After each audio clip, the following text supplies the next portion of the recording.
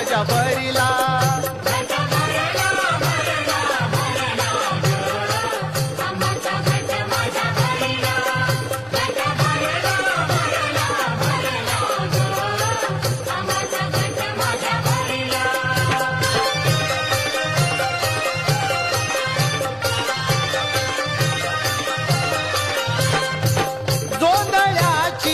उभारून ताट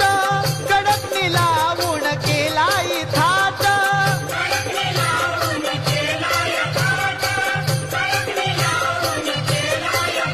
भोग कर्माचा सरिला सरिला ग आंबाचा घट माझ्या भरिला